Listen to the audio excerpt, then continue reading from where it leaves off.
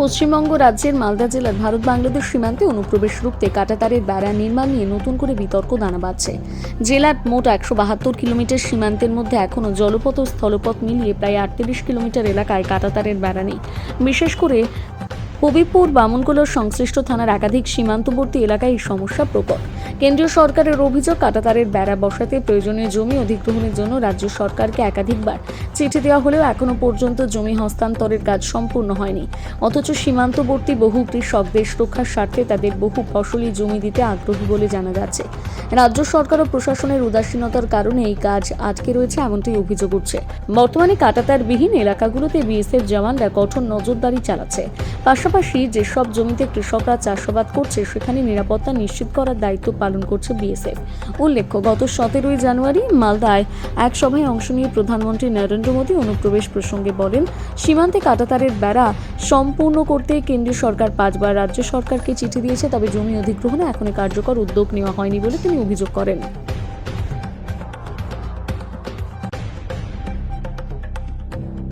এলাকার নাম হচ্ছে যোধকবি মজাপড়া। এটা আমার তো যোধকবিতে পারি না, সিংহাবাদে পারি। আমার কিছুটা তার বেড়ার ভিতরে জমি পড়েছে, মাপজোক করেছে কিন্তু নিয়ে যাচ্ছে না। মাপজোক করে সবকিছু কাগজপত্র নিয়ে গেছে, কারণ হচ্ছে তার বেড়াটা হতে গেলে আমরা সুরক্ষিত থাকবো। আমরা তো সরকারকে জমি দিতে রাজি আছি, ন্যায্য দাম পেতে হলে দিতে আমাদের অসুবিধা নেই। হ্যাঁ, এই দেশের সুরক্ষার জন্য আমরা কৃষকরা সবাই জমি দিতে প্রস্তুত। আমরা চাইছি যে জমিটা নিয়ে নে। কাঁটাটা না থাকতে সমস্যা বলতে কি, ধান চালের অবস্থা খারাপ হচ্ছে, মাঝে মধ্যে মাপতে আসে তখনকার ধানের ক্ষতি করে দিয়েছে।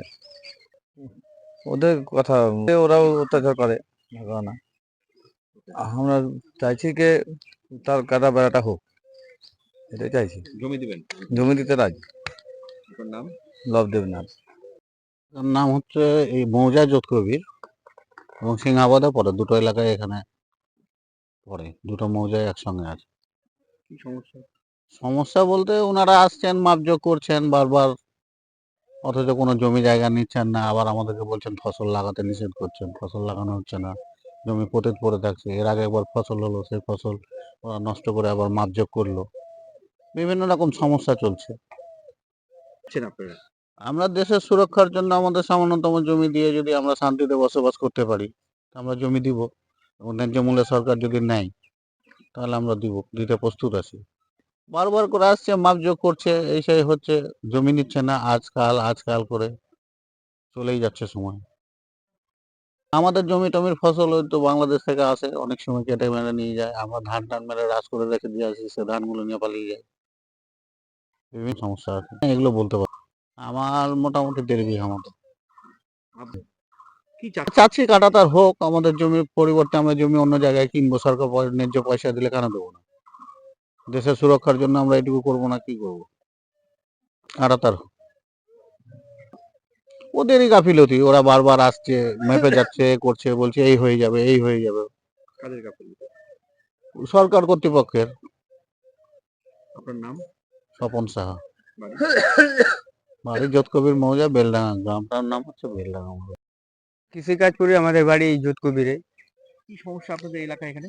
আমাদের এলাকাতে সমস্যা হচ্ছে যে আমাদের যে কাঁটাতারের বেড়া নেওয়ার জন্য যে জমি অধিগ্রহণ করার কথা, সেই কাজ এখন পর্যন্ত মানে কমপ্লিট হয়নি। মাপযোগ হয়েছে, টাকা পয়সায় অধিগ্রহণ মানে টাকা পয়সাও দেওয়া হয়নি, অধিগ্রহণও হয়নি।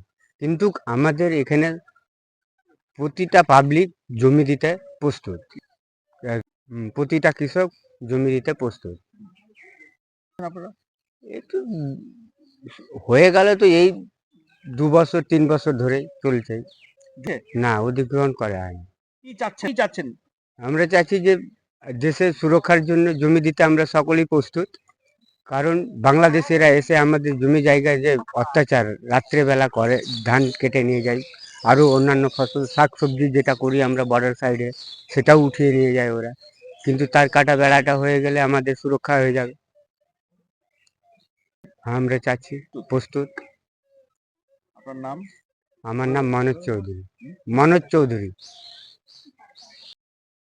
এখনো দেখুন, রাজ্য সরকার বলছে কেন্দ্র সরকার নিচ্ছে না, আর কেন্দ্র সরকার টাকা দিচ্ছে না, কাজ হচ্ছে না। কিন্তু কেন্দ্র সরকার স্বরাষ্ট্র দপ্তরে থেকে এসে নবান্নতে বসেছিল, মমতা ব্যানার্জির সঙ্গে তাকে জমি চাওয়া হয়েছিল এবং আমাদের প্রধানমন্ত্রী মালদাতে এসে তিনি বলেছে আমি 5বার চিঠি দিয়েছি, তার সত্ত্বেও আমরা কিন্তু এখনো জমি পাইনি, তার জন্য এখানে ফিনিশিং হয় না। আর আমাদের পশ্চিমবঙ্গের মানুষজন বলছে, যারা কৃষক ভাইরা বলছে যে আমাদের হবিপুর বিধানসভায় যারা চাষিরা আছে তারা বলছে তাড়াতাড়ি করে ফেন্সিং হোক। কিন্তু মমতা ব্যানার্জি কি নাটক করছেন যে একদম ডিএলআরও থেকে বিএলআরও থেকে লোকজনকে বারবার মাপজোপ করার জন্য পাঠানো হচ্ছে আর বিভ্রান্তির মধ্যে পড়েছে, এখনো কিন্তু ফিনিশিং হয়নি। মমতা ব্যানার্জি এটা নাটক করছেন।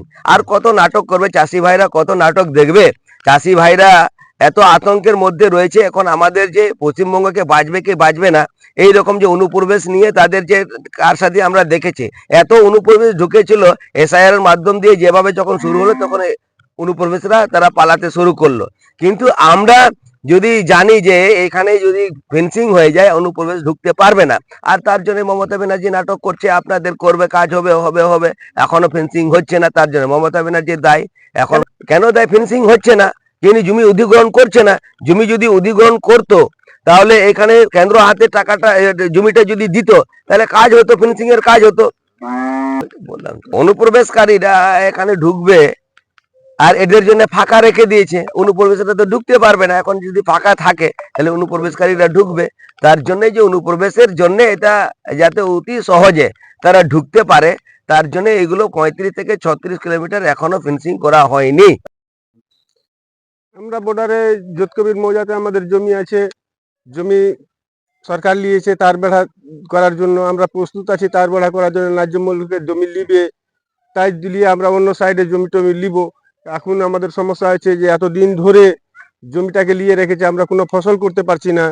কোনো ফসল একবার করলাম, এর মধ্যে এসে নাপজোক করতে গিয়ে সব তছনছ হয়ে গেল ফসলগুলো, কিছু পেলাম না আমরা। ওই যেটুকুটার জমি নিয়েছে সেইটুকু পরিমাণে। তো সরকারকে আমরা এটুকু বলতে চাই যে উনি একটু তাড়াতাড়ি আমাদের গরিব মানুষ, আমরা তার বেড়াটা হয়ে গেলে খুব ভালো হয়। বাংলাদেশের লোক আমাদের এদিকে প্রবেশ করতে পারবে না এবং ফসল পানীয় লুটপাট করতে পারবে না। আমাদের তো এখন মেশিন দিয়ে সব কাটা হচ্ছে, ধান সরষা যাই যাবতীয় সরষে জমি রাত হয়ে গেল, বর্ডার থেকে উঠিয়ে আনতে পারছি না, বর্ডারে ঢেকে ঢুকে রেখে দিচ্ছি, বাংলাদেশি এসে লুটপাট করে নিয়ে পালিয়ে যাচ্ছে। এটাই আমাদের বিশেষ সমস্যা। আমরা চাই কাঁটাতার হোক, খুব শীঘ্র হোক, খুব তাড়াতাড়ি হোক। কাঁটাতার হলে এসব সমস্যা থেকে আমরা বেঁচে থাকবো, বঞ্চিত হয়ে যাব, বা বাংলাদেশের লোক এদিকে আসতেও পারবে না। আর কাঁটাতার জমি নিয়েছে, বারবার আসছে যাচ্ছে, আসছে যাচ্ছে, জমি না করছে, কোনো কথাও বলে না, নেপে ঝুঁকে চলে যাচ্ছে। কাঁটাতার হচ্ছে না, আজ 2 বছর হয়ে গেল, কিছুই ওরা করছে না। আমরা চাচ্ছি দেশের সুরক্ষার জন্য জমি দিতে আমরা প্রস্তুত। সরকার নিচ্ছে না তো, আসছে যাচ্ছে, দেখছে, নাপজোক করছে, চলে যাচ্ছে, কিছু বলছেও না, কিছু শুনছেও না। আমরা দেশের সুরক্ষার জন্য জমি দিতে রাজি আছি, প্রস্তুত হয়ে আছি আমরা জমি দেওয়ার জন্য। এই তো আমাদের ফসলও করতে পারছি না, যে ফসল লাগাবো এখন তো রাস্তা বানাতে লাগলে আবার তো ফসল কেটে নিবে। 2 বছর হয়ে গেল, এখন অবধি জমি নিচ্ছে না, ওইভাবে পড়ে আছে। কিন্তু আপনারা কি চান? আমরা চাই তার বেড়া হোক, অতি শীঘ্রই হোক, খুব তাড়াতাড়ি হোক, ফসল আমরা করতে পারবো ভালো মতন, শান্তি মতন। কেউ ফসল কাটতে পারবে না, এটুকু তো আমরা শান্তি থাকবো। আপনার নাম? রামপ্রতাপ চৌধুরী, বাড়ি? সিংহাবাদ। এই মালদায় জনসভা করতে এসে আবার সেই গাল ভরা মিথ্যে কথার ঝুলি তিনি বলে গেছেন। এর আগে বলেছিলেন সবাই অ্যাকাউন্টে 15 লক্ষ টাকা করে পাবে। 15 লক্ষ তো কোনো দূরের কথা, 15 পয়সা করে কারোর অ্যাকাউন্টে নেয়নি। মালদায় জনসভা করতে এসে যে কাঁটাতারের কথার কথা উনি বলেছেন, জমি দেয়নি বলে বিভিন্ন মিথ্যে কথা আরোপিত করেছেন বাংলার সরকারের প্রতি, এগুলো সম্পূর্ণ মিথ্যে এবং অবৈধ। এই কথার কোনো বেশ নেই। কারণ হচ্ছে এই অনুপ্রবেশের কথা যেটা বিজেপি বারংবার বলে, এই অনুপ্রবেশ করানোর মূল কারিগর হচ্ছে বিজেপি। কারণ বর্ডার নিয়ন্ত্রণ করে border security force under the control of central government, under the home department. এই স্বরাষ্ট্রমন্ত্রী অমিত শাহজি ইনি নিজে বিএসএফ এর মালিক হয়ে, বিএসএফ এর নিয়ন্ত্রক হয়ে কিভাবে অনুপ্রবেশ করতে হচ্ছে বাংলায়, তার উত্তর তো ওনাকে দিতে হবে। নিজেরা অনুপ্রবেশ করিয়ে বাংলার মুখ্যমন্ত্রীকে ভারতবর্ষের রাজনৈতিক মানচিত্রে মেলাইন করার যে চক্রান্ত ওনারা করতে চাইছেন, বাংলার মানুষ 26-এ তার মুখে ঝামা ঘষে এটার প্রমাণ করবে। গভর্নমেন্ট সঠিক প্রসিজিওর মেনে যদি অ্যাপ্লিকেশন করে, তো স্টেট গভর্নমেন্ট তো সবসময় সেন্ট্রালের যে কোনো দেশ রক্ষার কাজে যেগুলো প্রকল্প সেগুলো কাজে এগিয়ে আসছে।